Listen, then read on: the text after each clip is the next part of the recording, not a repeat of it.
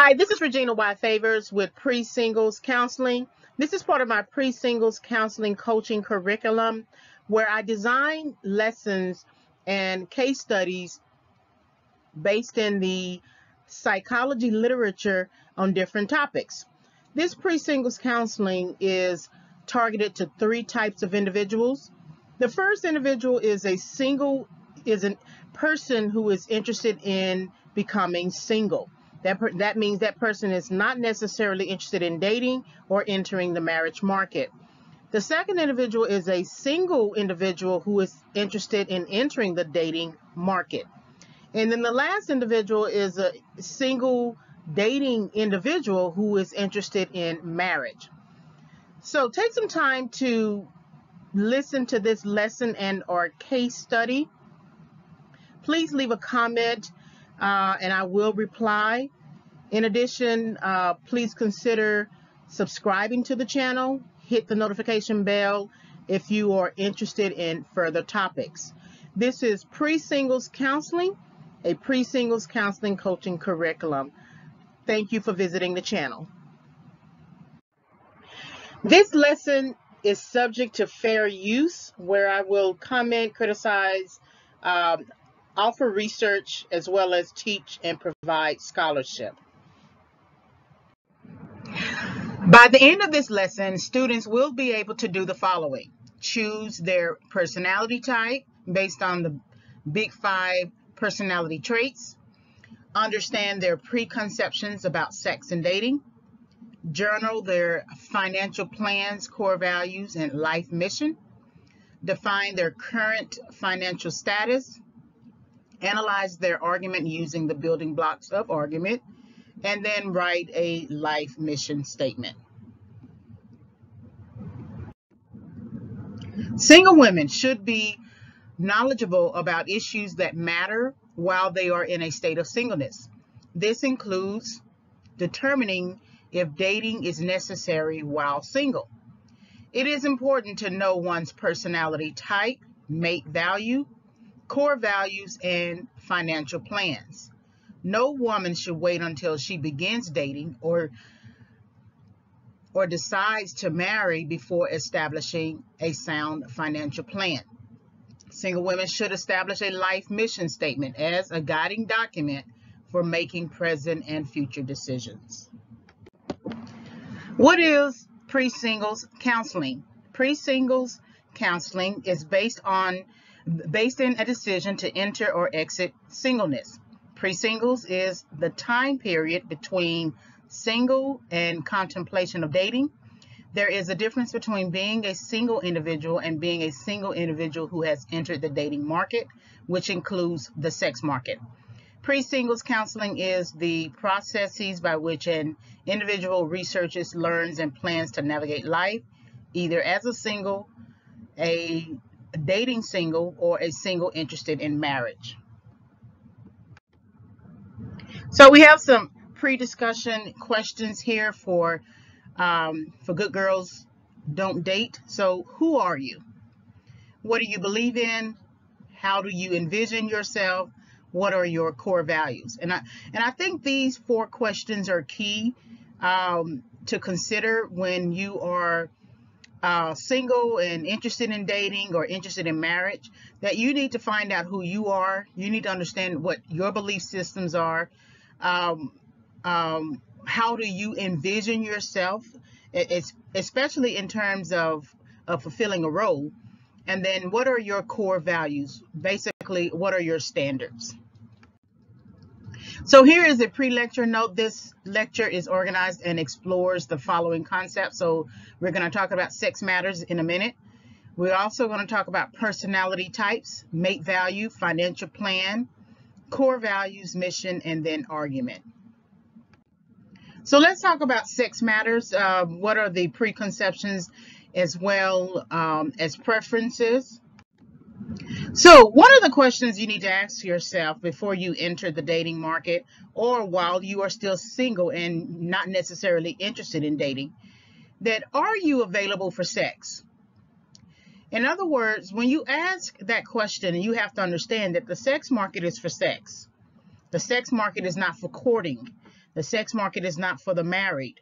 The sex market is not for those individuals who think they might want to get married. The sex market is for sex, and there are two types of markets, and I have explored them in other audios. Two types of mating markets. One is the sex market, one is the marriage market.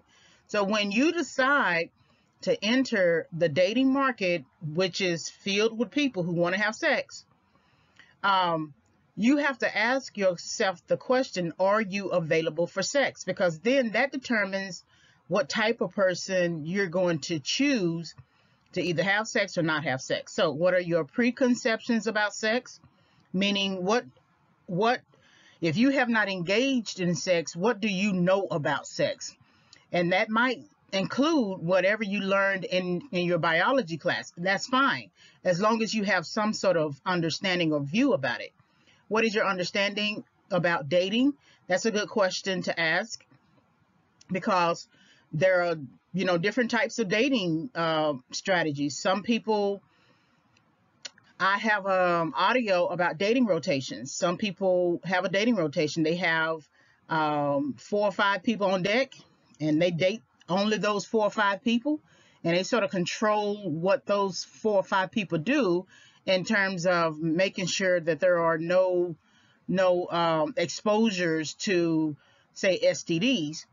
But that person he or she is the facilitator of a dating rotation. And then you have some people who date, and then they have one-night stands. And then you have some people who date and they're dating long term, and it's not really a courtship yet because they haven't considered whether it's going to convert into marriage, but they're dating.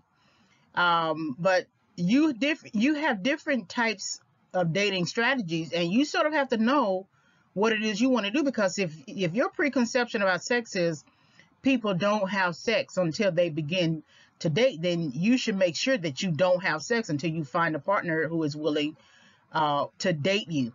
And I'm not saying one date. I mean a dating period or span or season. What are your sex preferences? So that's very important, because sex preference, now that everyone is basically into everything, you can expect people in the sex market to want to be into, different types of sexual varieties, because people do get sexually bored and annoyed. And if you're not willing to participate in the way that they would want you to participate, you may end up not having a dating partner. Now, that might work out for you if you're not interested in going to the strip clubs, going to sex clubs, being in open relationships, dating a man while he's married, dating ex-partners, having those different sex preferences. This is something that you should begin to think about in journal, because you can enter the market and be just completely turned off by everything you see, but also intrigued and curious to stay in it. And then you find yourself so long in it that it's hard to pull yourself out. So sex preferences is important. And of course, now that relationships are so open now, that might mean that you might only prefer straight males or straight females. You may only prefer bisexual. You might be gay, transgender.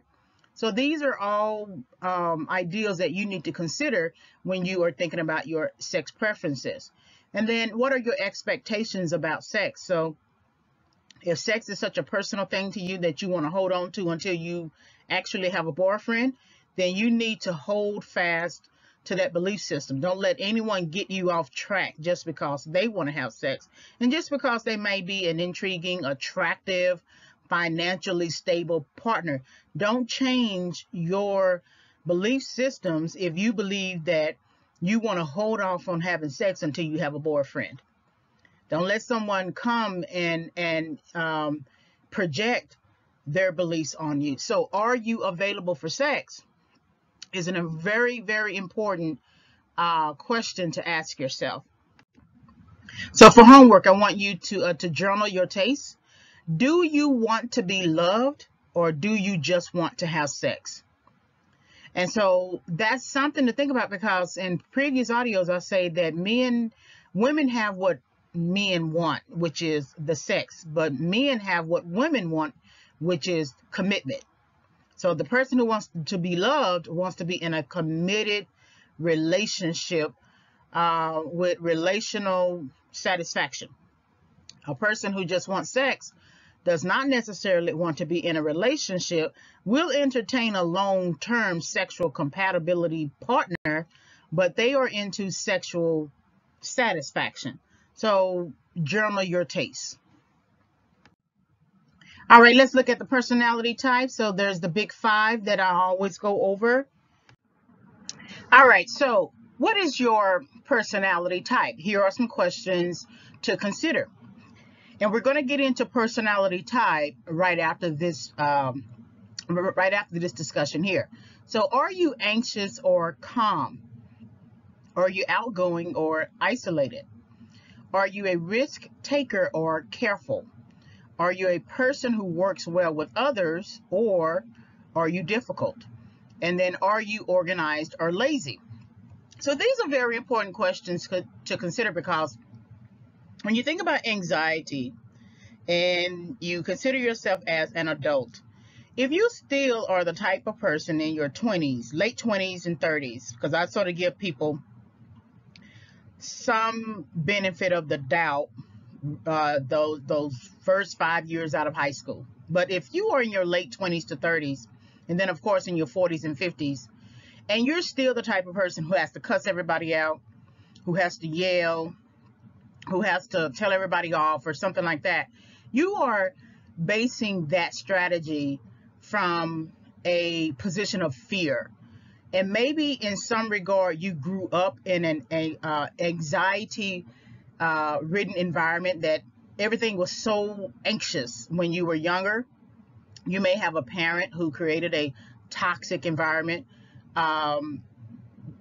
that if all you know is anxiety and anxiousness, you're going to bring that into a new relationship. But if you are that type of person who has to cuss everybody out, you don't need to be in a relationship, period.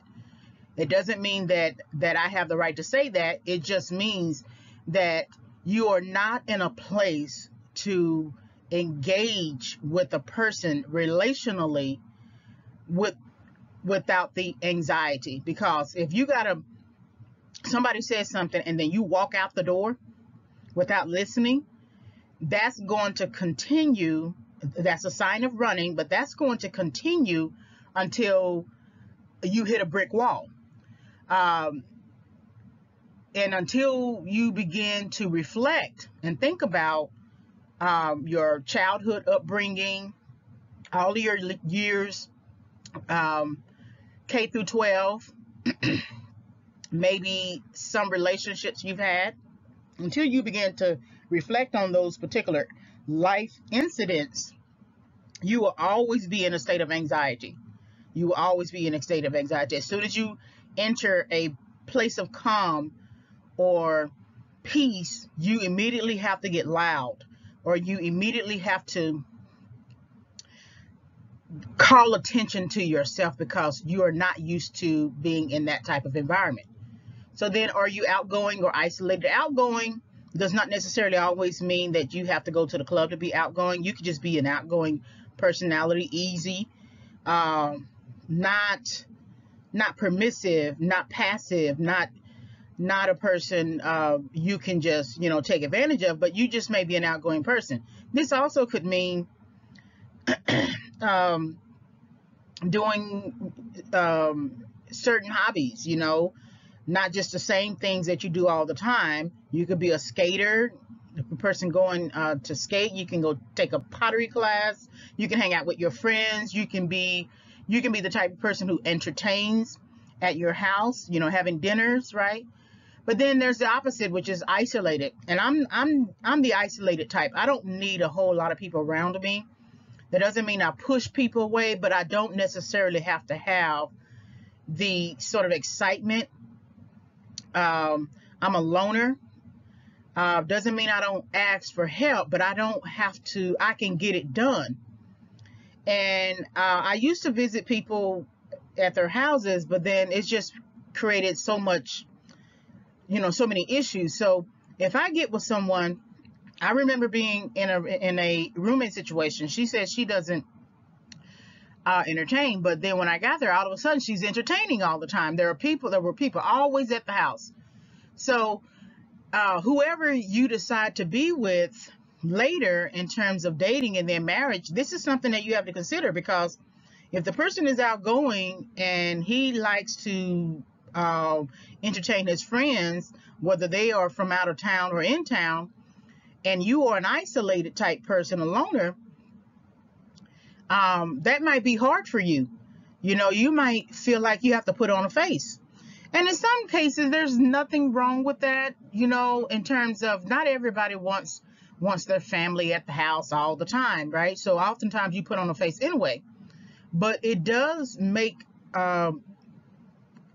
sense to consider your personality type in contrast to your prospective or respective partner's personality type.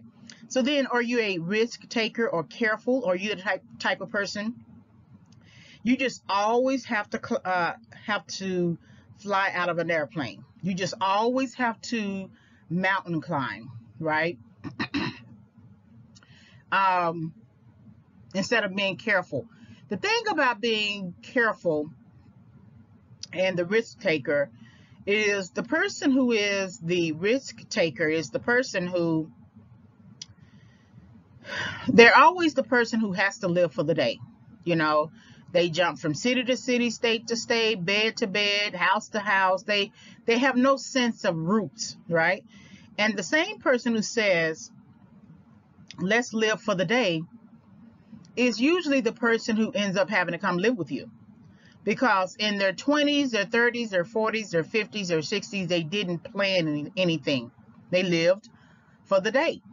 And they don't have a record of success in terms of staying on a job at least 10, 15, 20 years. They don't have any saving, no savings, no retirement plan, no insurance, no house. So then once they are finished living for the day, they end up having to come and live with you. So I think there is more advantage in being careful than in risk taking. That this speaks to your ability to be an adult who is 100% responsible for you. And you cannot expect, unless there is a sort of change in job status, you had to endure a natural disaster or something like that, that unless that has happened, you are always 100% responsible for you. Once you get help, you can always return to being that full adult, able to pay for yourself.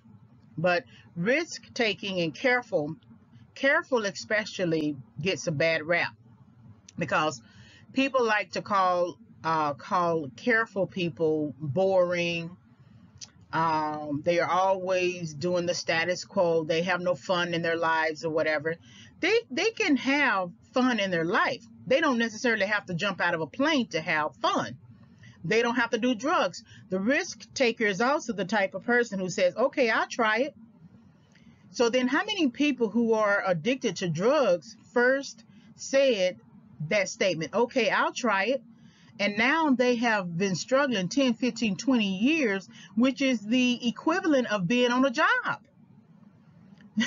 The time that they spent trying and doing drugs and being addicted to drugs and now struggling with drugs and almost near death, that was the time that they should have been on a job. So risk taking and careful, that's something that you need to gauge, because everything always goes back to the finances. So if the person is risk taking, they're risk taking with finances. They're going to leave you homeless. The careful person will always make sure he or she has a home to return to. It is not a good idea to be perpetually homeless. Are you a person who works well with others, or are you difficult? This is very important because if you're at home, you don't have to be polite. Once I get home, I want to be however way I want to be home. I'm in the house and I have every um, reason to be however way I want, my justification. But when I have to leave the house and socially engage, I know that I need to give a smile or a wave to somebody, say hello. I need to be able to work well with others on my job. I teach, so I can't I can't be difficult with students because I'm teaching them. And that's what I mean, that you may not like the people you have to work with, right? And I'm not saying that, I'm just saying that some people may not like them, but you put on a face that as soon as you hit those work doors, you put on a face. It's nothing worse to be part of a group project and there's always somebody who has to be difficult just for the sake of being difficult. But you got to realize we're doing this for a grade, or we are doing this for a paycheck. And so there has to come a time when you can work well with others and then later go back to your desk and act however way you want. But we got to get this project done or we are fired. So that's something that you consider. You can consider also within the home context, right? The house context. Is the person you married to, or the person that you're interested in, dating or getting married to, is that person difficult? If you've been married before and you can reflect on a previous relationship, was that person difficult? I know with one particular person that I knew before, he wasn't necessarily a difficult personality, but he just wouldn't keep a job. Or if he kept a job and saved money, he wouldn't share in the responsibilities in terms of paying for the housing responsibilities. He kept all his money to himself. And so that is also an example of a difficult person. They want to be in relationship with you, get access to all the resources that you offer in terms of sex, companionship, wifely duties, but they don't want to contribute, right? And then, are you organized or lazy? This is, I think, in some cases, I think this is probably more important than all of the other questions on this slide here. If you are a very organized person, vision-minded, mission-minded, and the person you marry is lazy, that's going to bother you, because not only are you doing everything you need to do as an individual, or as their dating individual, or as their marital partner, but the problem that you're really going to have with this is that they're going to want to profit off the fruit of your labors. So here it is, you're doing everything, it's producing something in terms of money. Now they want to cut. That's going to bother you. If they're not, go-getters, people who can pull themselves up and go get it, I don't think that should be the person that you marry, because it's going to bother you later. So here's the big 5 personality types are scored on high-low dimensions. So I always go over these. NEOAC, so that's neuroticism, which refers to anxiety, anxiousness, extroversion, openness to experience, agreeableness, and then conscientiousness. So let's look at them. I didn't give you all of them under each high-low dimension, just one high and one low. So if you are neurotic, or your personality type falls under neuroticism, the high-low would be anxious, calm. If you are an extrovert, or your personality falls under extroversion, The high-low would be outgoing, isolated. So that means that if you scored, um, took the Big Five test, and you answer certain questions, it might reveal that you are outgoing in some areas, but could be isolated in others. Openness to experience would be risk taker and then careful, high-low. Agreeableness works well with others or difficult. And then, of course, conscientiousness, hardy and organized versus lazy. So let's look at mate value, understanding that, or considering the personality type. Let's look at mate value, which is an overview of how men rate women.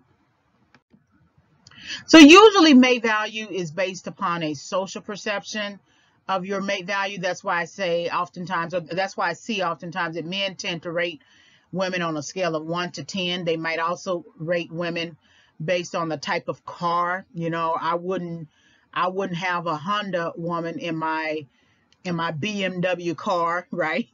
or she's a Honda woman, she's a Ford woman, but she's a Mercedes, right? And so they always like the 9s and 10s, preferably the 10. I want to make a note though that you can definitely have a good perception of yourself, a good self-esteem of you and how you look. Like I always say, I may not look good for you, but I know I look good for myself, and I like me. And there is a place for me with someone or just without someone where I would be accepted and not tolerated. But it is a since men's interests tend to take a greater priority in the dating market, it is how men perceive you and place you, and not necessarily how you see yourself when it comes to social perception of mate value. Now, I don't know if you need to live the rest of your life based upon male social perception, because remember, men are very vain. They go for the physically attractive person versus the person who might not necessarily be physically attractive in terms of global beauty standard, but have a great personality. And as soon as you say the person has a great personality, men automatically call her ugly. So social perception of mate value is very important, because of course you could think of yourself as a 10 no matter what, but you may not be socially perceived as a 10 because society already has adopted the global beauty standard, and that's usually the white woman with blonde blue eyes, and that is both American and global. And then there are women right up under her that will fit a certain, type of mode of beauty. And so all of the other women could be considered average or low value. So it is how you are perceived socially in terms of your mate value that matters to men. So the 910, what is your mate value? So men tend to place a higher priority on 9s and 10s, so they will definitely have sex with them without reservation. They automatically see a beautiful woman, and it doesn't matter if she has any brains or if she has any sense, and she could still have brains and sense, but that's not the first thing they consider. They don't care if she really opens her mouth, even if she can talk very intellectually, has very good sense. Their goal is to have sex with that 9 or 10. They feel honored, right? And they automatically think that she has a higher mate value. So then the 7-8, some women are 7s and 8s in terms of social perception of mate value. Men will have sex with a 7-8, but they are viewed a lot differently than 9s and 10s. They expect the 7-8 to be available for them, and then their mate value is lower in contrast to 9s and 10s. And then we have the 5 to 6, and so men will have sex with a 5-6, but they are hard to look at according to some men. They might become part of of a dating rotation, which is primarily for sex, and that's usually to fill any gaps. I think 5s and 6 or lower could be women that men use to fill gaps, right? If they're not getting sex from the 9 or 10 because they are trying to impress the woman and not feel like they need to push her, they might go to the 7-8. If the 7-8 is not available, then they need to have sex, so they might go to the 5s or 6. Just remember, men tend to be more vain. I know they like to say that about women, but really men are the ones who go after the physical attractiveness before women do. So for homework, I want you to think about those 3 main categories: the 9s and 10s, the 7s and 8s, and then the 5s and 6. Which range would you rate yourself? Men often rate women on high value and low value as well. So consider yourself. Do you consider yourself as high value or low value? And that's becoming a very trending term, those terms, high value, low value, because people often think that high value and low value has everything to do with how you look and how you dress and what you drive. They don't look at high value and low value in terms of intellect. If you can converse on topics, do you have a world view? It's all about what you are wearing, what styles you're wearing, what house or mansion you have, how you look, how you dress. And the problem with that is that you can be dumb, really dumb, but they don't care about that because it's how you put yourself together. I think that still is important in terms of how you pull yourself together, because we all do not look like strawberries and cream in the morning. You know, we do. It takes some time to pull ourselves together, and once you leave the house, you need to look like something, and there's nothing wrong with that. But when you are choosing mates, you know, for dating or for long-term partner or for marriage, I don't think you should be that vain, because beauty fades every day, all day, and 2 times on Sunday. And so if you're choosing based upon the physical attractiveness, then the person already feels like she is high value. So that means that eventually you might become low value for her. And so then she's going to leave and go to a higher value man. So that's very important to think about. And then journal your own ranking. What do you think about it? And then journal your attitude towards men ranking women. That's something also to think about. So let's discuss financial plans. You need to be able to assess your financial status. There are a lot of websites on financial planning, so I did not add a lot of information because you can always take some time to visit those websites. You can type in the term final plans. I tend to visit the Dave Ramsey site on financial planning, so I always think that his content is very useful. So I only added maybe like a few areas of this, but you can take some time to look at this yourself. So what are your financial plans? That is something that is important. I think we need to start doing financial planning much earlier in our development, especially from middle school to high school, and then those first years out of high school. What is your current financial status? Does your debt outweigh your income? What is your financial vision? How do you see yourself financially in 5 years, 10 years, 15 years, 20 years? Sound finances will dictate how you pick a mate and who you pick as a mate. I want to start right there with that last sentence for a minute first before I go over everything else. So women who tend to do well in terms of career and job and school also tend to date down with a man who does not have a career, job, or school.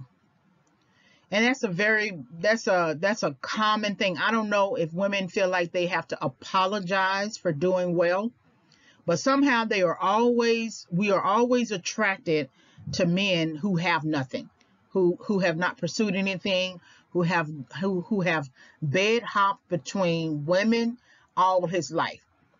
And so I think as soon as you have sound finances, I think you should pick a partner who has also sound finances. Because if you don't, you're going to end up making somebody a project, and people do not like being made a project, especially men. And they will often resist any wisdom or counsel you have for them. And then they will take your sound finances and cheat on you and go with someone else and pay for them with your money. But if the person already has money, has a good head on his shoulders with sound finances, I think that's the person that you should choose as a mate. But going back to your financial plan, so it depends on your current financial status. That question might be for a person who has who's very good with money, who's thrifty, maybe a person who has endured bankruptcy. I've never had to go through bankruptcy, but I've been in a situation where I did not have sound finances. My debt initially did not outweigh my income, but later when I moved to San Diego and it ended up getting more credit cards, it started to outweigh my income. My student loans will always outweigh the income for right now because I'm still in transition. But I am in the process of developing a financial vision. And that financial vision really is staying on a job, staying consistent, which I am, remaining stable, having a base cash flow. So the base cash flow is your job. And then taking a percentage of that amount and putting it into sort of like a savings instrument that will later go up under trust, and using that and building on top of that. And then the ultimate financial vision is to be able to use a percentage of my income to for advocacy reasons. So that could be, I want to build homes. I want to build tiny homes for the homeless, right? Or I want to create scholarships for students with an English major, because I was an English major in school, and the liberal arts do not have a lot of scholarships.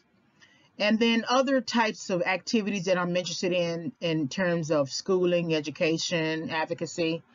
And so that's what my process is. But the most important part of this process in financial vision planning is to ensure that I have a base income, so that I always leave myself covered, because it doesn't make any sense to try to cover other people when you can't cover yourself. Here it is, you want to help homeless people, but you're homeless yourself. And so that financial vision is going to include having a home so I can leverage it if I had to, and have it as assets. Other types of assets I'm considering as well.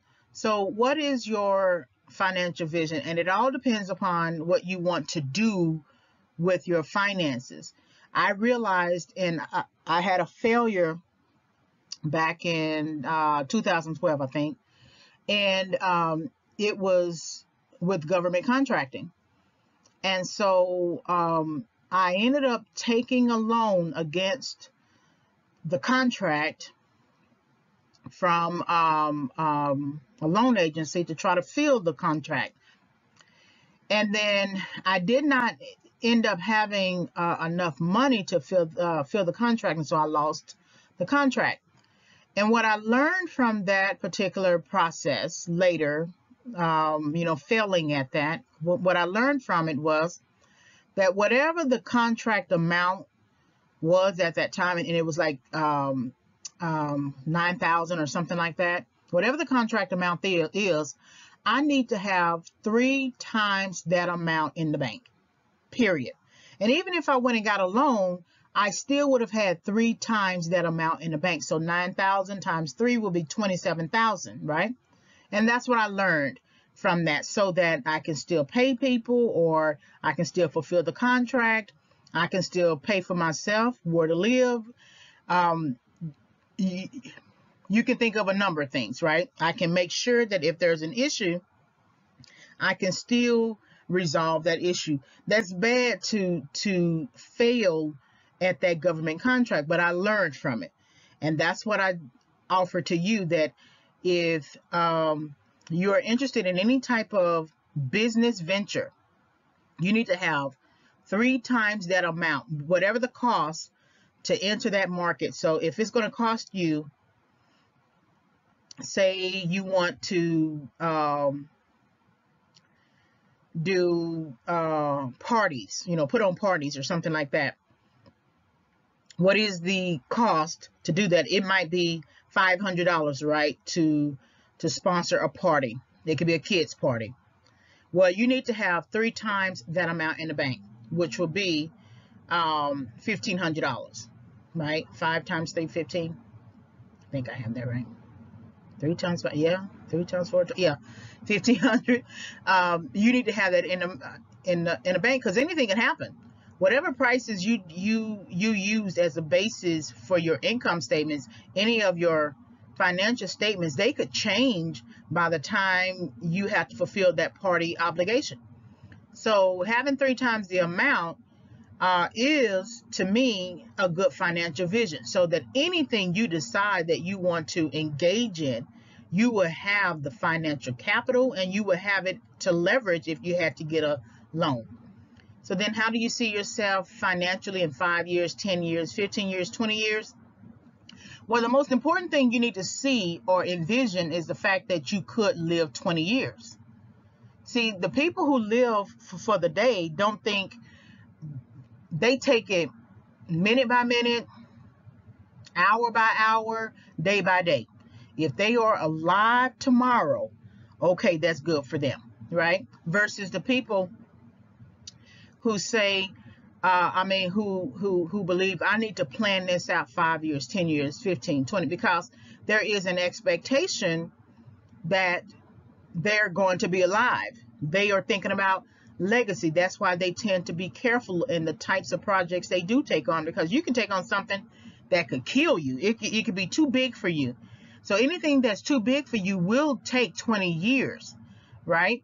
So you're thinking about legacy. You're thinking about milestones. You're thinking about what you should look like in 5 years, what you want to be in 10 years, how you want to direct yourself in 15, and what your ultimate goal is in 20 years, right?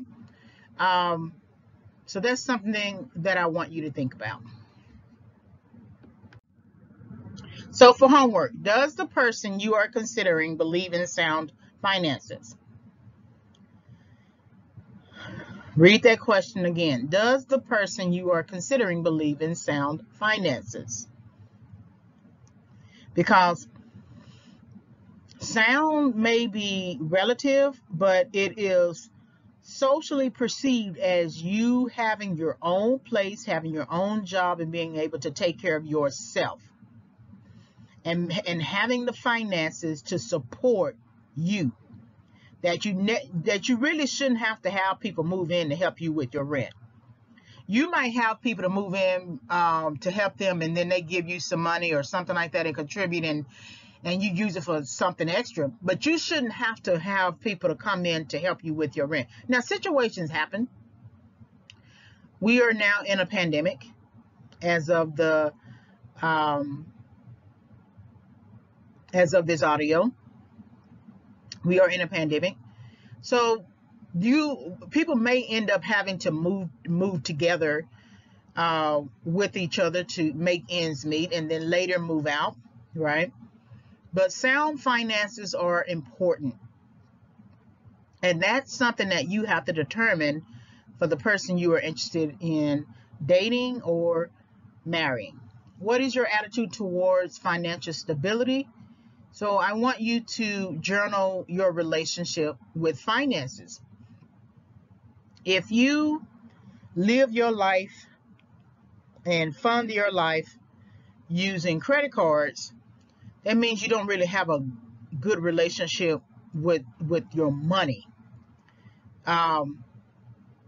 It is a good sign, however, that you may not be willing to just spend all your money and that you are using the credit cards to build up your credit portfolio or credit status, FICO score, something like that. Okay, so I can give you that. But I do know some people that money just burns in their pocket. Okay, that's something that you want to think about, because every time you get money, you have to spend it. And so you have to ask yourself why. You can't seem to keep $100 in the account. You are always overdrawing your account, right? You don't always have money to pay for gas. And the thing is, you have a car. You know that you have a car, right? You always have to ask people for money. A little $20 here, a little $5 here, a little $50 until it escalates and you're asking somebody for $300 because you can't pay your rent. So journal your relationship with finances. That means also journal who you keep giving your money to the point that you can't cover yourself. That's important too.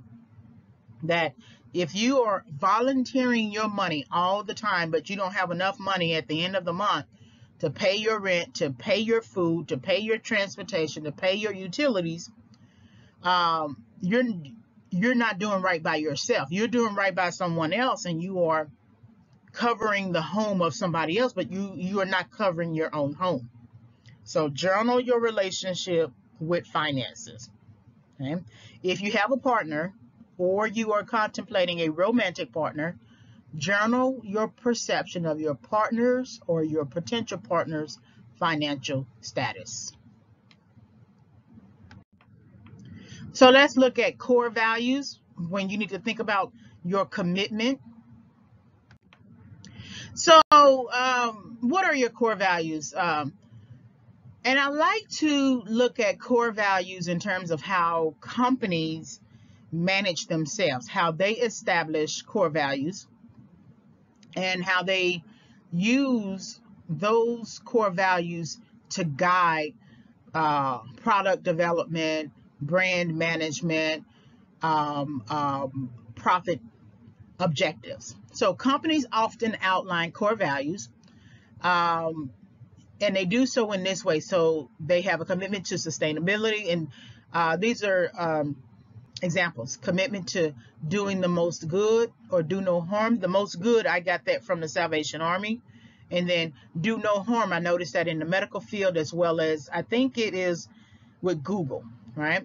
Then commitment to building strong communities. That's an example. So that might be a builder, a real estate developer who uses that sentence as to outline their core values. Then you can also create some life core values that I think are important. So you may have a commitment to faith in God. You may have a commitment to honesty and integrity, and you may have a commitment to exercising good decisions. And exercising good decisions is a process. It's always a process. Having faith in God is a process. Being honest is a process. All of it really, all of your core values are inherently or process based, right? Because it takes some time to plan out your commitment, plan out your core values. So for homework, I want you to think about your core values. What are your core values? What do you believe in? What do you stand by as a life mantra? What is your integrity? What is your character? The life mantra is interesting that I want you to think about, because I would like to make life work for other people. Of course, I need to adopt that as my own life mantra first, make life work for myself. Not force life to work, but actually make life work for me, meaning keep a job, keep a place to live, work on my projects, go after my dreams, things like that, right? But I've also heard people adopt a life mantra when it comes to working. They might say, I don't stay on a job more than 2 years. And then you see when you listen to them talk, you will see the gaps in their thinking, their error, because then they have moved from job to job every 2 years. They have not stuck with anything. Somehow they get on the job. Those types of people are very good at getting jobs, but eventually they end up creating a situation where they have to either be suspended or fired, right? But their life mantra is, I don't stay anywhere more than 2 years. Or a life mantra could be the opposite, or akin to that, sorry, that if that supervisor acts up with me, I'm out of here. Now here it is, it took you all the time to get that job. You've gone through orientation, you've gotten multiple paychecks, and you automatically think that if the supervisor doesn't like you or doesn't give you what you want or whatever, you're going to quit. Whereas there were other people that they had to turn away. And so they have that life mantra. You got a person who says, I only date married men. This is a single individual who's saying, I only date married men. That becomes a belief system after a while as well, and it creates a core value. It speaks a lot to their integrity and their character. But they say they only date married men. Now, they don't care about the wife. They don't care about the home. They don't care about the kids. They only care about their immediate need, immediate goal, which is to date a married man. And all that he brings in terms of resources. And usually people date based upon the financial resources. They don't care so much about the sex anymore after they get the finances. But that's their life mantra. Another life mantra could be, I am a perpetual student. Now, it depends. We all need to be lifelong learners. There is nothing wrong with being lifelong learners. But you can't live in college forever either and not engage life as a working adult. And so when I was in college, I loved college. Something about it, I didn't really like high school as much. I started out in one high school, and then I ended up having to leave to go to another high school because we moved, and I didn't know anybody there at the new high school, so I kind of struggled. But when I got to college, something about college, the environment, it just felt like it was embracing for me. I loved it. And so I stayed during the bachelor's, and then I stayed during the master's. And the reason why I went on ahead and got the master's was because I wanted to teach, and I needed a master's degree in order to teach at the college level. But then once I graduated with the master's degree, I didn't want to leave.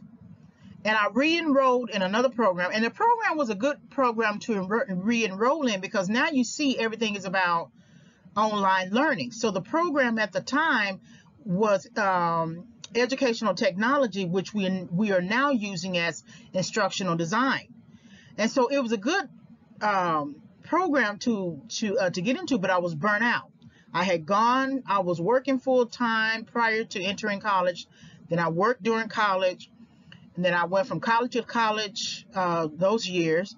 Then I went to the university, and then I was in student government. I was distracted a lot. Then I went to the graduate level, and I was teaching. So I was burnt out. So I couldn't stay to finish out that course. But that's not the point, really, because I can always go back and finish that program. The point really is that I didn't plan the transition out of college for good. And I was even willing to stay there forever as long as I could, still get access to student loans or any types of scholarships. So being a perpetual student is relative. It depends on what you are trying to accomplish. I ended up having to go on ahead and disenroll because I was burnt out. And plus, I needed to go on ahead and get into the workforce. And once I got into the workforce, I realized some gaps as well, that even though I had a degree, I was not competitive. Even though I was qualified for the job, there were more people who were more competitive than I was. And so that's something that I had to think about too, because everything changed after 2005 with social media.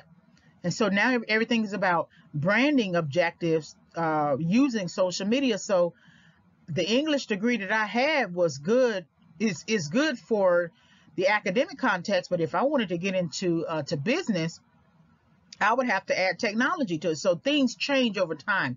It's better to go on ahead and finish one thing, close out the door, and go on ahead and become an adult. Get on up, go to work, make the money that you need to make, pay for yourself, live your life. So I wanted to use the middle one to help you understand the core values, the belief system, the integrity, and then the character. So let's look at mission. So what kind of legacy and impact that you will have on others? So what is your life's mission? So basically there's more to life than just work and educating yourself, right? There's more to life than just having sex. Leaving a legacy is important. Having an impact on others is important. Planning for the next journey in life is important. So that means if you are interested in helping the homeless or helping people who have struggled with substance abuse, drug addiction, alcoholism, that's going to take planning. It's an interest of yours, and it might become part of your life mission, but you just don't go to a homeless shelter and serve. That you need to consider your schedule. You need to consider what you know about homelessness, chronic homelessness. Don't go there just to tell people that, I gave out food and I gave out presents. I took pictures with the homeless. That if that's something that you're interested in, you need to learn about it. You could take a course. You could take a grant management course. You could take any psychology course. You can take any psychology course, because the concepts that you learn in psychology can be applied, whether it is, direct or indirect, because you are learning about social psychology, the lifespan, cognitive, psychology, and different other types of areas. So you can still be able to have a good understanding if you take any psychology course. You want to take any kind of mediation, conflict resolution type course. You definitely want to take a law course. And this what makes a responsible individual who is interested in legacy work, leaving a legacy, life mission, advocacy. That you just don't enter something just to enter it and then get a t-shirt, right? That you become credible in it. Now, I don't know if you need to become expert if this is sort of a thing that you do as sort of like a part-time mission work, that might be different. If you were working in an agency, an organization, nonprofit, then of course you would need to read literature on these topics, different areas of advocacy. You may have to publish, right? Things like that. You could create some YouTube videos to help you through your process. But either way, whatever category of advocacy work you're interested in, and you are using it to become your life's mission, then you need to plan for it. Plan for the next journey. You don't just go adopt kids, just adopt kids. You don't just go serve at the Boys and Girls Club just to serve. You got to know the statistics. You got to know their psychology. You got to know what concerns them. People who time out of the orphanages, okay, they may be given some money, but do they have a job? Do they have a place to live? Some of them end up having to go and do sex work because they didn't have a plan, things like that. So that's something that you also want to consider, that planning the next journey will require you to educate yourself. You may have to work. You may have to plan out a life mission plan. So here's the mission statement template. A mission statement is part of the business plan. It outlines the way a company or organization communicates its purpose, function, business strategy to its employees, clients, and stakeholders. Companies and organizations also create a vision statement to describe ultimate goals that require long-term strategic planning and also defining aspirations. I want you to reread the second one again. It outlines the way a company or organization communicates its purpose, function, business strategy to its employees, clients, and stakeholders. So the first thing is you need to know your own purpose. You got maybe an academic purpose, a professional purpose, and then a personal purpose, right? How will you function? If you decide to do advocacy work, are you going to be the founder of an organization, or are you going to be the support staff of the organization, or are you going to be the investor? That's what the stakeholder is as well. Then what will be your business strategy? Because you always have to take into consideration financial planning. So then you have 3 levels of targets. That means employees you have to pay, clients you are doing work for, and stakeholders who are investors. So that's what the mission statement will do. That is part of the business plan, and it takes into consideration those aspects of that plan. Then, of course, companies do create a vision statement. If you think about departments within a company, they usually have individual mission statements, right? But the vision statement is the larger vision for the company. So that means the legacy should outlive you. Someone else is going to be running your company once you have left this earth. So your vision statement should consider legacy beyond your contribution. So here are 2 sample mission statements that I think you might find useful. So for Google, our mission is to organize the world's information and make it universally accessible and useful. Now, isn't that what Google does? That it has managed to organize the world's information, and anyone can type in, google.com and get access to information. So that means it is also universally accessible. That it's not hard to find the information. They have a whole algorithm to produce the results. Have, of course, paid advertising as well to make it useful. Then Starbucks, our mission is to inspire and nurture the human spirit, one person, one cup, one neighborhood at a time. When I lived in San Diego, there was a Starbucks basically on every corner. I don't know if that's true today, but like 7-Eleven, they have stores on every corner because they are contributing to the neighborhood, and they are serving the neighborhood, one person, one cup, one neighborhood at a time. But that is more local, even though Starbucks is global. So they are looking at a local contribution in every city and state, every area, versus Google is looking at a universal accessibility and usefulness. So when you are developing a life mission statement, also known as a personal mission statement, is important for defining your purpose and goals. So an example of a life mission statement might be to be a prolific professional writer. It depends on what area you want to write in. And I'm not saying the person wants to become a novelist, but the person wants to become a prolific professional writer. So then this would require studying and practicing writing, as well as gaining feedback on work. This would also require preparing under a mentor and taskmaster, because we're talking about a different type of writer. We're not talking about just any old kind of writer. You want to be effective.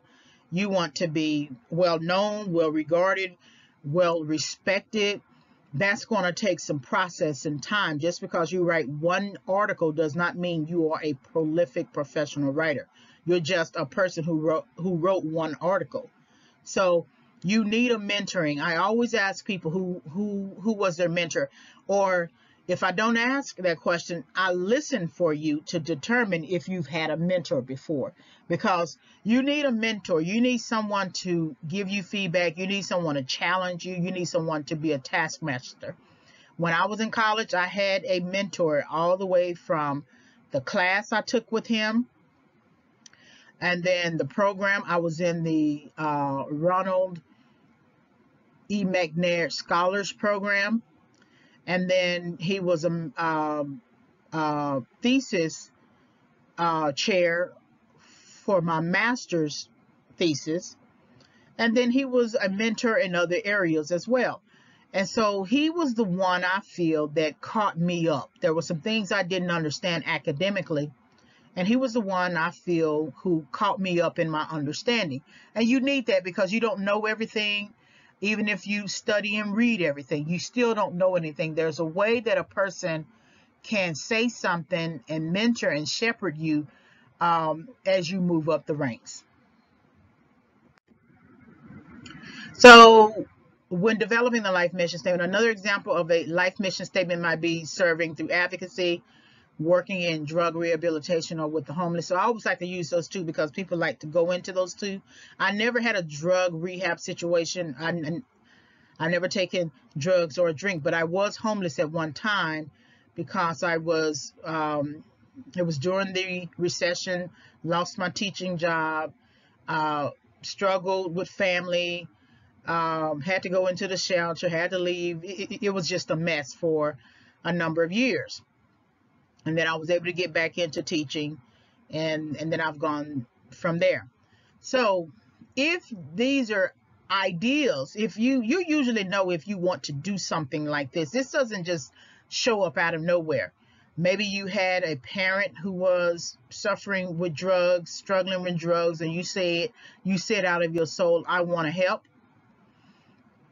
Maybe you saw someone homeless and it just sort of hurt you at your heart, and you said you wish you had some money to help them. I felt like that. I have fed many homeless people in terms of I've just been on the street and I was going into the store and the person asked me for something, or I just looked at the person being homeless and I went into the store and I bought some meat, some cheese, some cookies, and some kind of drink for them and gave it to them. Or just like if I was coming out of a Burger King or something like that, I did that. And something about that situation really just, got to me. And I didn't know that I was going to become homeless at the time. And, some years later, but that's what I want to do. I want to be able to build tiny homes for the homeless and veterans and people getting out of prison. And there are some other things I want to do with the homeless, of course, that's educational. But now is the time to now begin thinking about how I'm going to prepare for that. So I did do a second master's in psychology. I have a couple of classes to finish to help inform me about just understanding the psychology of decisions, right? And so when I ask the question, what is your academic mission? And if you already know on some level that you are interested in this, then you should take coursework in it. Again, you won't go wrong if you only take psychology coursework. But if you are, say, wanting to get into the political action, the political component of it, it might behoove you to take a political science course. You always need to take financial courses. That's just obvious, right? But your academic mission, when you are in your academic classes, taking a few courses on these concepts and ideals would help to inform you and help you to make a good decision, especially if you have to get a master's in it or a PhD. What is your professional mission? So that means, how do you want to navigate this world? The way that you understand a professional mission, or how to answer this question, is by maybe doing an internship, a volunteer opportunity with some sort of organization. Then that introduces and exposes you to that environment. And you'll know for certain if you are interested in this, because you can get an A in a class because you just may be a good student. But being able to work with people in that environment through maybe like a counseling, like a peer counselor, or just helping people like a law clerk, or if you are a law student clerk, right? That exposes you to the way people think. That also exposes you to the stresses, because they organizations, nonprofit organizations, they always need some kind of donation, some kind of investment. And so money, they always have to write grants to get money to keep the mission afloat.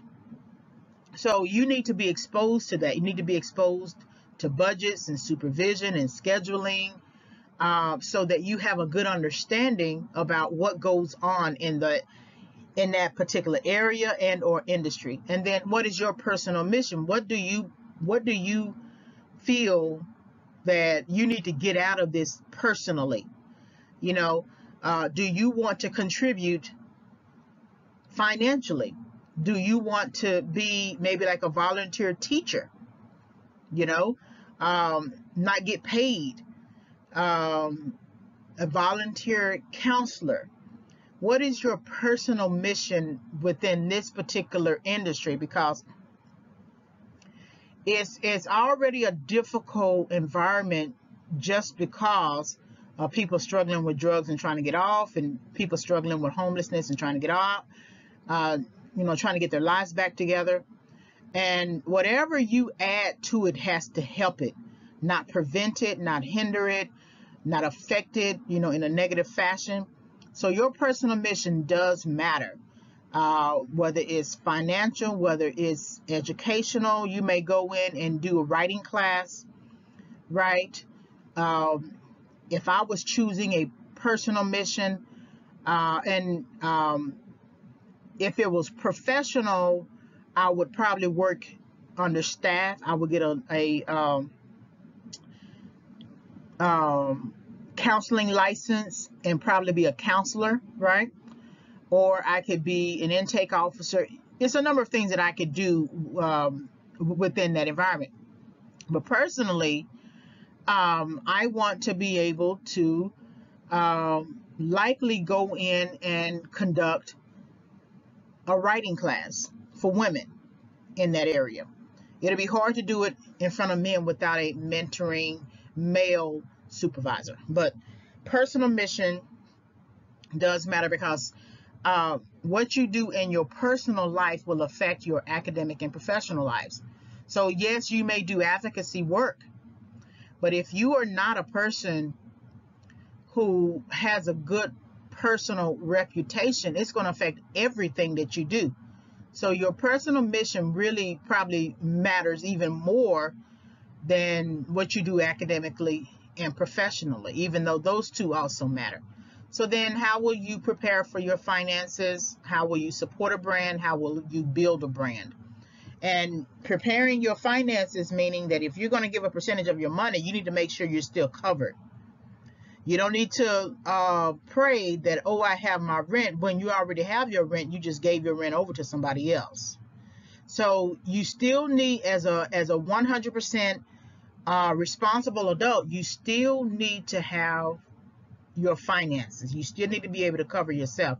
And then you take a percentage of your finances, put it into some sort of investment instrument, and take a percentage of that investment instrument and give to the shelter, or give or bring gifts or something like that. That's fine. So then if you are thinking about supporting the brand, that means you have to have a mindset to actually support the brand, that you can't go in there trying to tell everybody what to do. There's already an established brand that they have, and that you have to make sure that you support whatever area you are in. You support their brand. Don't work against the brand. Now, I'm not saying you can't have a viewpoint. If you are in a meeting with someone, with other people, and you have viewpoints, there's nothing wrong with that. But you can't then go and work for the brand and then become a competing brand. If you're going to do that, you need to quit that job and then build your own brand. So working there, being exposed will give you the experience and understanding and wisdom about what to do if you decide to build your own brand. So writing a good personal statement, a life mission statement, should consider the following. So skills and abilities, what you like to do, personal traits, how you operate, and then values, dreams, and passions, why you want to excel. And skills and abilities, that's where you get your academic when you are operating within that environment, and then you move into the professional environment. And you may not be a professional just yet, but you are in the workforce and you are building skills and abilities. This is why I tell people that college is for everybody, because you're basically taking your gifts and talents and placing them in a context. The context could be academic, it could be professional, it could be personal, right?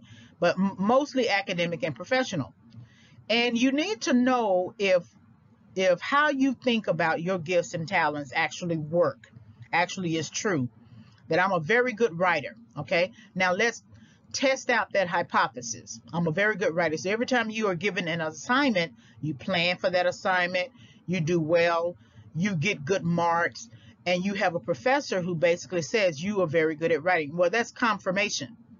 But then if the professor takes your paper and the second paper is not as efficient and proficient as the first, she might say, okay, you need to work on this particular area. So that means that's a gap in your knowledge base, that you were operating with one assumption, and now it has been disconfirmed, and you now have to rework your understanding by developing a better skill or ability in that gift and talent. So what you like to do, personal traits, how you operate. So then it goes back to the big five I love to use.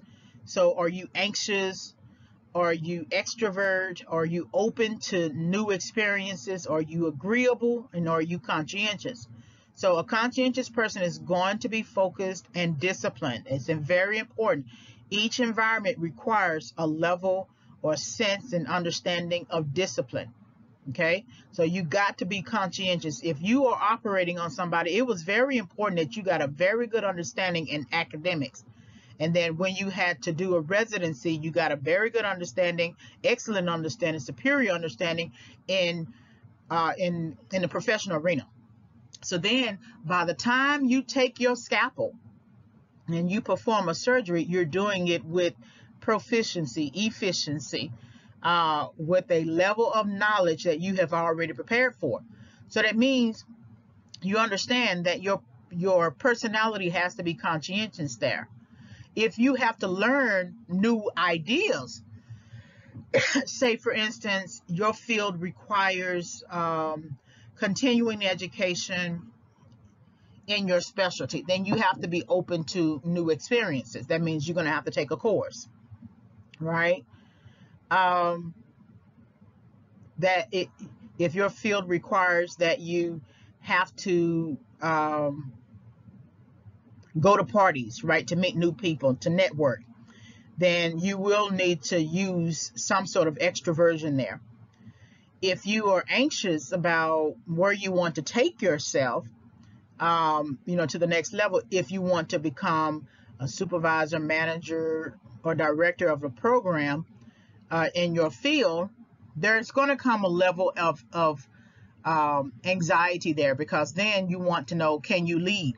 Well, that goes back also to the skills and abilities. Where have you led before? Were you on student government? Did you take the lead in a group project?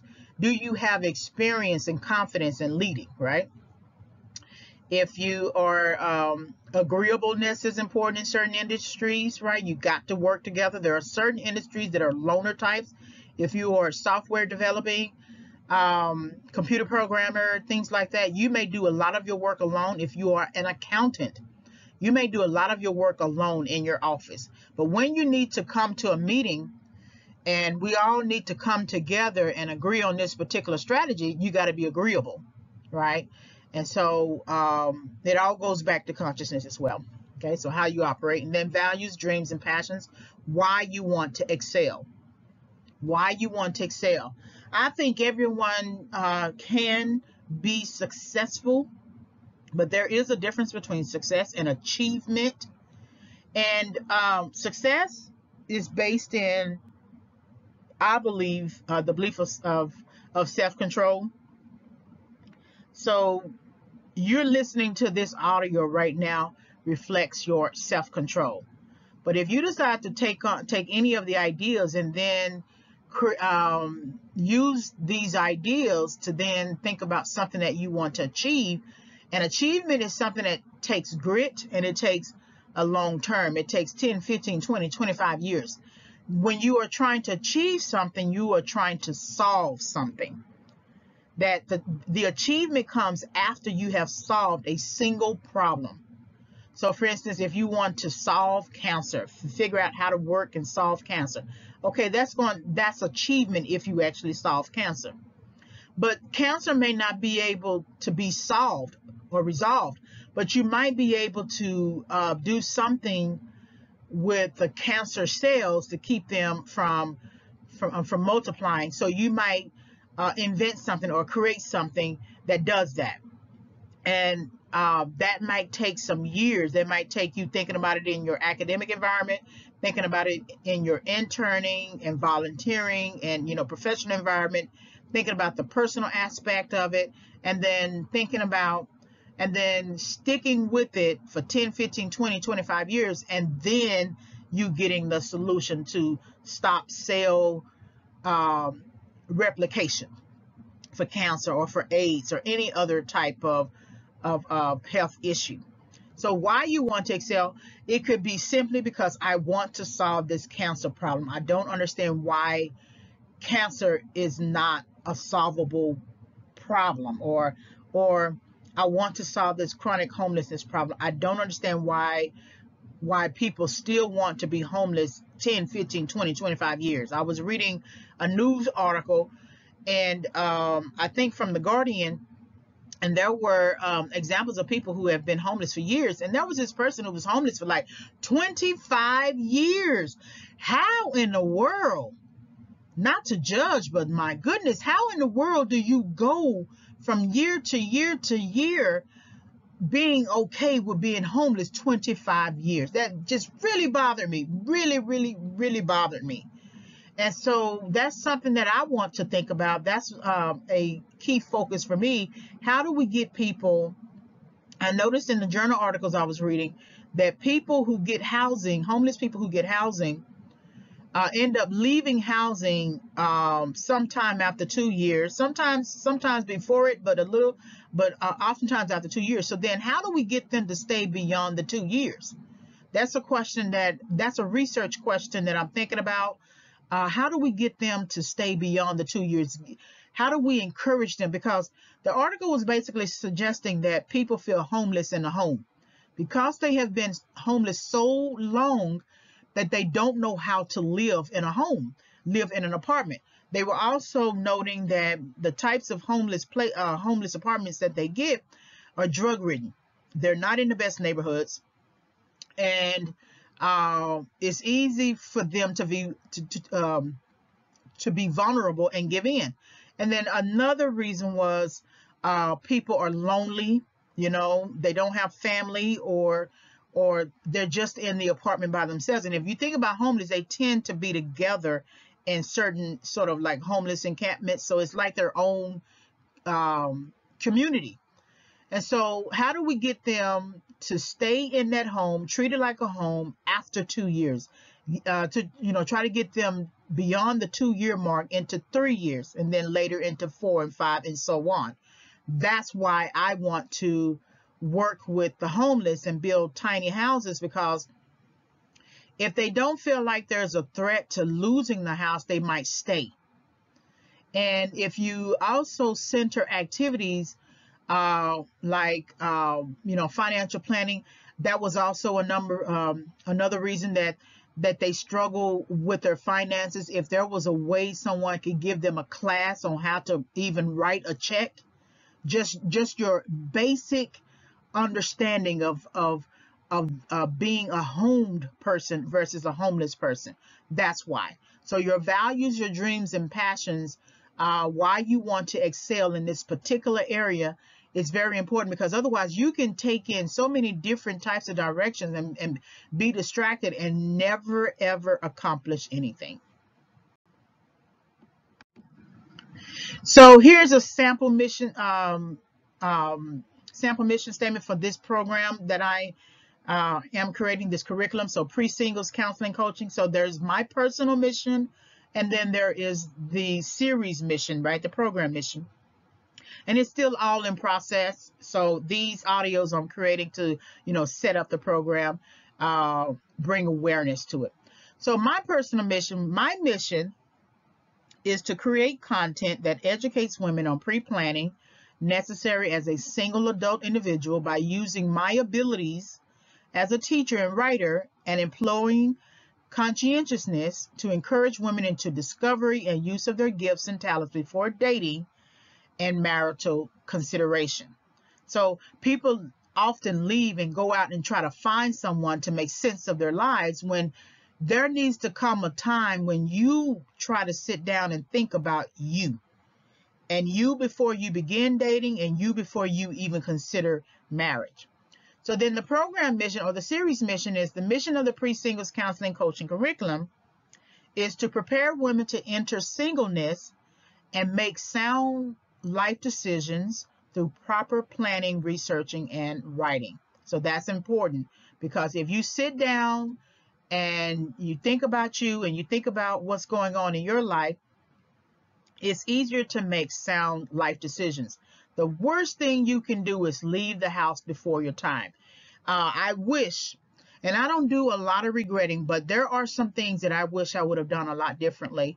That what I tell my students, that if you are graduating from high school, maybe sit your parents down and say, and design a 2-year plan. Mom and Dad, I'm interested in going to community college, or I'm interested in going to the university. I've already submitted my application. I did receive admission into one of them. Can I stay here for about 2 years and pay you some rent or something like that, and then in the 3rd year I will go and find my own place. So that alleviates the anxiety that you might feel. That means you are going to have a job, or you're going to have to use some of your scholarship or student loan money to give to your parents.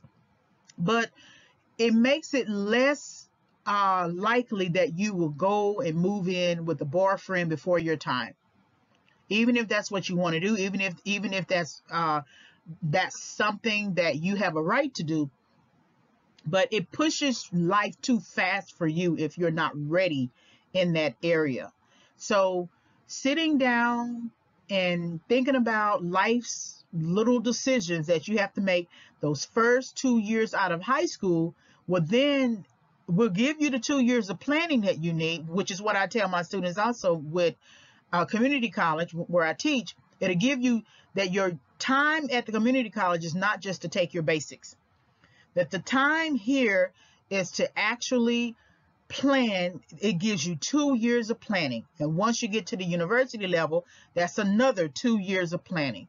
And so if you look at it in 2 years of planning increments, then you will always have a plan for transition. And usually I teach where I failed, and that's where I failed, that I did not have a plan for transition. Even if I knew that I was going to leave one state of mind to the next state of mind. And that's what I basically teach. So for homework, do you know your purpose? Are you operating in your purpose? Do you know your gifts and talents? Are you operating in your gifts and talents?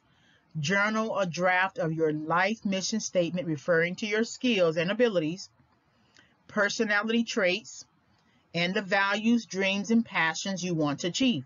You can use any target: homeless, drug users, other, etc. All right, so let's get into homelessness. So I want to look at the emotions, economy, and psychology. So where are you homeless? Now, this is a difficult question because you can have self-awareness, or you need self-awareness in order to understand this question. Because you can be still homeless in a home, like the homeless people who said they felt like they were homeless in a home. You can be homeless in a home. You can have a home and still feel um, financially homeless. The best way to answer this question is to think about what you did not get as a child. So emotionally, was love missing? Economics, were finances missing? Psychology, did you grow up in a psychologically damaging, toxic home environment? And the reason why I like to ask this question, where are you homeless? Because it all depends. In answering this question, it depends on who you have chosen, what you have chosen, what you're doing.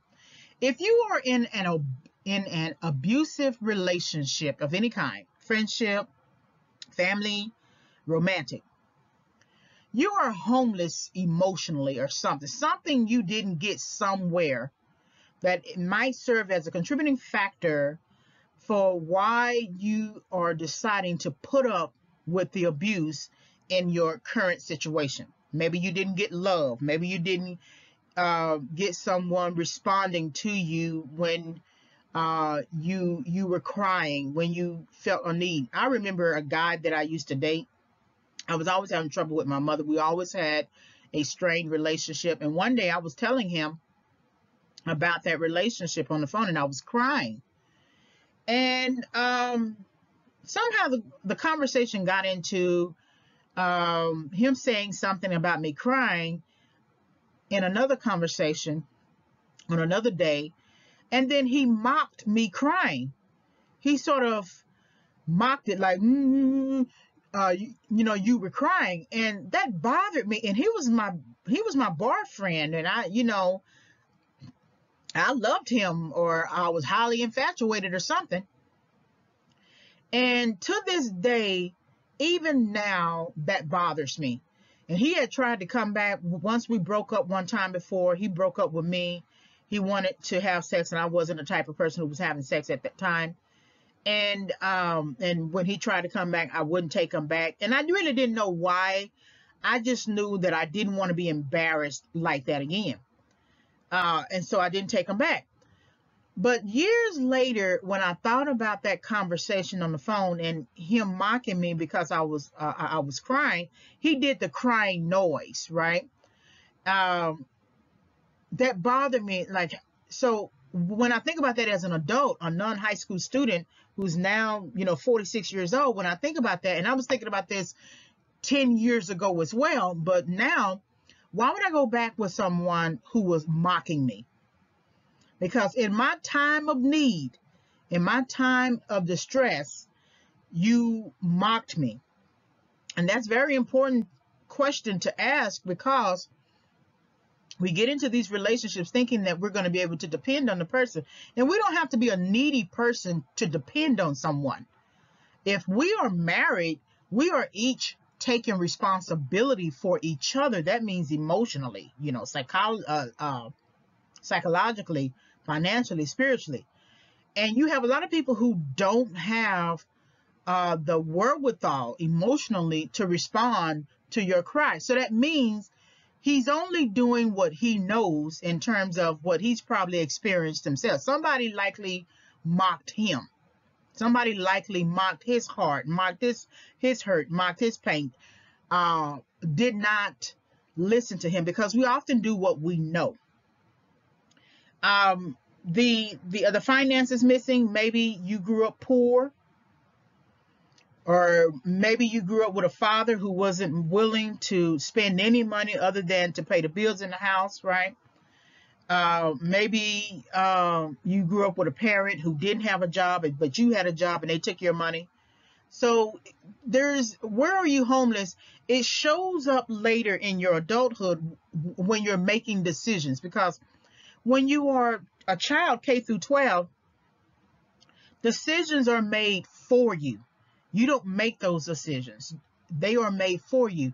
So then your only decisions that you make is to do the chores, obey your parents, do the chores, go to school, don't skip school, do your homework, obey the teacher. You know, you have those types of decisions that you have to make, right? But they're still guided by a parental imperative. Like, if you don't do it, I'm going to whoop you, you know, that type of thing. I think people tend to have a lot of problems when they leave at 18, 19, 20 years old, and they have to make adult decisions, and they haven't had to make adult decisions before. And so if you grow up in the types of homes where you're not taught how to do that, it's going to show up in your adulthood. That's why why do you see someone sleeping on multiple friends' couches? And that person is old enough to get a place and have a job and get a place and do what they need to do, but they likely did that. They might have seen their parent do that. The parent had to sleep on multiple couches, right? So a lot of the decisions that we make have some kind of root back in childhood, and as well as in the family. So for homework, you tend to reach after what is missing or what you did not get. This means that you might reach after someone who looks like someone who hurt you, hoping for the person to resolve their issues and your own. But only you can solve you and your problems. Knowing contributing factors to your hurt is still important. So what I want you to do is I want you to journal who hurt you. You may want to keep it private, right? But it would be an interesting idea to sit down and think about the person who hurt you. Now, I'm not saying go out and list hundreds of people who hurt you. I'm just talking about those key people that might have been a contributor to some of the decisions you have made in your life. And I'm not saying that you're blaming them. I'm thinking about in terms of the environment that you were reared in, where your understanding was developed, where you had to adopt their belief system while you were a child, and then you took their belief system and made it your own when you were adult, and realizing that that belief system really does not work for you, right? So who hurt you? And then there's argument, when you support or abandon your beliefs. So I teach argument and composition. And so I like to use the building blocks of argument in just about everything I do. What is your argument? So in argument and composition, we study argument. These are the building blocks. So claim, what is said about the topic. Counterclaim, the opposing view on the topic. Evidence, use of sources to support the claim, counterclaim, or rebuttal. And then rebuttal, the statement that proves the counterclaim is wrong or not logical. So whatever the claim in this regard, if you're looking at you personally, is whatever you say about yourself, whatever your belief system is. Say, for instance, I don't date married men, period. Right? That's my belief system. That's my core value. That's my standard. Okay? But then someone can come along and say, well, what's wrong with dating married men? I mean, he's married. What he does with his wife doesn't have anything to do with you. Y'all should be able to date. What's wrong with that? That's an opposing view on the topic. And then the person could use evidence. You can use evidence as well. Well, it's not right, according to the Bible, to be with, a married person. Let every it says in a particular scripture, let every man have his own husband, and let every woman have her own. Let every man have his own wife, and let every woman have her own husband, right? But then their counter using evidence can say, yeah, but I don't really believe the Bible, and I have this friend, and this friend is, dating a married man, and the wife seems to be okay with it. But then the rebuttal would be, and the statement that proves the counterclaim is wrong or not logical. The rebuttal could be evidence as well, and the person with the initial claim could say, well, even if it's going well for her, she's not going to get anything. If he divorces, if he decides to be with her and divorce or let her go, she's not going to get anything, right? Only the wife will get his assets. Now you can keep this conversation going, this argument going, because the person could further rebut and say, yeah, but if I have a child, I will always have access to his resources, right? And then you could end it by saying, well, you may have a child and have access to his resources, but there's no guarantee he's going to marry you. Then that shuts down the argument, because the main argument is this: I don't date married men. And the counterclaim was like, well, what's wrong with, dating married men? I think it could work. My friend said it could work. But the ultimate rebuttal is it's not going to work long term, even if you got a kid with him, because there is no guarantee that he's going to be with you. So that's why I don't date married men, because of the lack of certainty. So what is said about the topic, the opposing view on the topic, use of sources to support the claim, counterclaim, or rebuttal, and then proving what their logic is as wrong. Studying your argument. So if your claim is to date without sex, then you need a person to support that claim.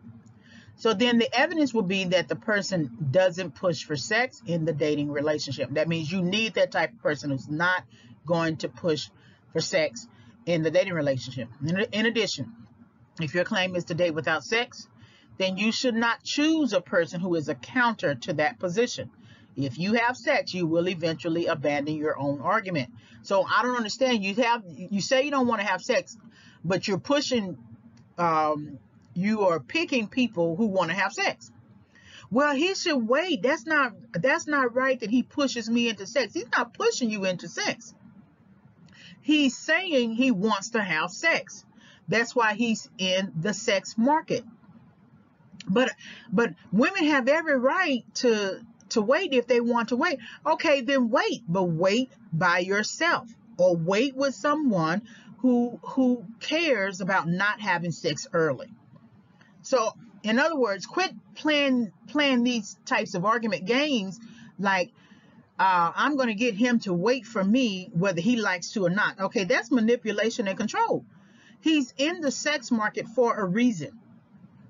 And so he wants to have sex. Then if you don't want to have sex, then don't pick a person who is a counter to your argument. You can't blame that person if they later decide that they want to have sex, one, and they have gotten sex out of you and leave because they want to have sex. So study your argument. For homework, what is your claim about dating? What do you believe about dating? What is your claim about sex? What do you believe about having sex? And I think that is self-explanatory. All right, so here is the takeaway. And the takeaway is essentially assessing your hurry. That if you are entering the sex market, and you don't want to have sex, then why are you entering the sex market, right? If you want to date, then you should date. Of course, you need a strategy. But if you want to get married, you wouldn't spend time in the sex market. But assessing your hurry just in general is just assessing your willingness to get into something before your time. I'm going to leave you with this scripture that I like to use. Oftentimes it has helped me. And this allows you to guard against hastiness. So Proverbs 19:2, even zeal without knowledge is not good. He who acts hastily sins. That there comes a time when you have to stop saying, oh, I was well-intentioned. Oh, I didn't know. Oh, I should have done this. Oh, I could have done this. Oh, I'm sorry, right? And people just love to say, I'm sorry, I'm sorry, I'm sorry. Well, there comes a time when you're going to have to begin thinking about why you keep jumping into things and then saying, I'm sorry. And what that is hastiness, and the Bible calls it zeal, that you're very excited about something, but you have no understanding of it. So if you want to enter as a single individual, the dating market, you need to learn about the dating market and what is going on in the dating market. And the dating market includes having sex. And if that's not what you want to do, you should not enter the dating market. Or if you want to get married, then you enter the courting market. there's no such thing as really courting market. It's really called marriage market, because there are two different types of mating markets, which are sex and marriage. Then that means that whatever activities you commit to, they will be courting activities for marriage. So that means you don't have to have a whole bunch of sex to find the one person. So that's zeal. So the solution would be to choose wisely. That means you need to really take into consideration what you think, how you think, what's going on with you before you make the decision. What is your personality? What are you looking for? What is your mate value in terms of self-perceived? And then how are you socially perceived? Make a wise decision. You cannot expect someone to date without sex. The current dating and mating markets are not tolerant of traditional views on sex. Only date someone who holds traditional views on sex, and not because the person is higher value than someone else. Remember your own argument, because if you find yourself crying after an experience, you abandon your argument, and you can't blame someone just because they wanted to have sex. And I'm not talking about illegal behavior, criminal behavior. I'm talking about you plan to not have sex, and then you ended up having sex with a one-night stand, and now you're crying.